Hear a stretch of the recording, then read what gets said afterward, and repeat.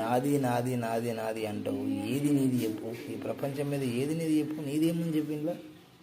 నీదంటే ఏమీ లేదు. నాది నాది నాది అంటావు. ప్రపంచంలో అన్నీ నీవి అంటావు. ఇది నాకు కావాలి, ఆఫ్లాట్ కొనాలి, బిల్డింగ్ కొనాలి, ఇది కొనాలి, అది కొనాలి. శాశ్వతం ఏది కాదు.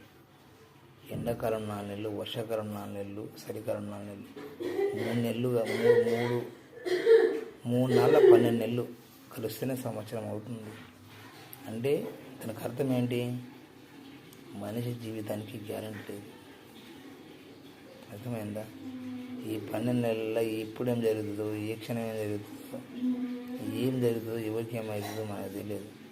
కానీ మనకు అన్నీ కావాలి. అంటే మనం అనుకుంటాం కాలం మారినప్పుడు కాలం మారుతుందని, మన బతుకులు మారట్లేవు అంటాం. దీనికి ఎలాంటి సంబంధం లేదు. బతుకు మారడానికి మనం బతికి బుద్ధి నేర్చుకోవడానికి దీనికి ఎలాంటి సంబంధం లేదు. ఎలా చెప్పాలా? జీవిత చరిత్ర చదివింది ఏదైనా బుక్ చదివితే అర్థమవుతుంది. ఏదైనా బ్రహ్మంగారి కాలజ్ఞానం బుక్ కానీ, ఇంకేదైనా భగవద్గీత బుక్ కానీ అలాంటివి చదివితే అర్థమవుతుంది.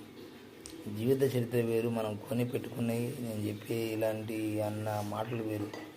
బ్రహ్మంగారి కాలజ్ఞానం బుక్ చదివితే మనిషికి ఏది అవసరం లేదు. ఒకటి తిండి, ఒకటి గురు బోధ. ఇప్పుడు మామూలుగా మనం 4 మాటలు తీసుకున్నాం. గురు దగ్గరనే తీసుకోవాలి, గురు దగ్గర చేయాలని అంటున్నాను. ఇది తెలిసిన కాడికి రామకృష్ణ అని నువ్వు పనికి వెళ్ళేటప్పుడు కానీ, లేకపోయినా పడితే పనుకునేటప్పుడు కానీ, చేసేటప్పుడు కానీ ఆ భగవంతుని జ్ఞానంలో ఉన్నామనుకో, నీకు ఎల్లకాలం యాద్ చేసుకుంటాడు. ఎల్లకాలం యాద్ చేసుకున్నావు అనుకో, ఆయన నీకు ఎన్నకనే తోడుకుంటాడు. అంతేగాని ఇది నాది, అది నాది, ఇది నాది, ఏ టైం వచ్చినప్పుడు ఆయన ఎప్పుడు చేస్తే అప్పుడు పోవాలి. అన్నీ తినాలి, చేయాలి. ఇప్పుడు భగవంతుడు మన విచిత్రమైన ప్రశ్న ఎందుకు పెట్టినది? మేకపోతే చాలామంది అంటుంటారు తెలియక, కొంతమంది అర్థం నాకు ఏమంటారు, కూడదని గుడికి వెళ్ళకూడదు. కూడదని కూడా గుడికి వెళ్ళచ్చు. వెళితే ఏమవుతుంది? తాగి వెళ్ళొద్దు అంటారు. తాగు, ఒక లిమిట్తోనే ఉండు. నీ మనసు ఇక్కడ స్వచ్ఛంగా పెట్టుకో. కొంతమంది నీ హృదయం సాపు పెట్టుకొని వెళ్ళచ్చు.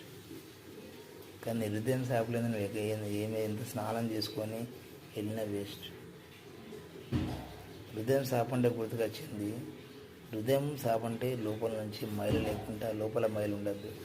లోపల మైలు పెట్టుకొని నువ్వు ఎన్ని స్నానాలు చేసి, ఎన్ని షాంపులు పెట్టుకొని, ఎన్ని మట్టి సండి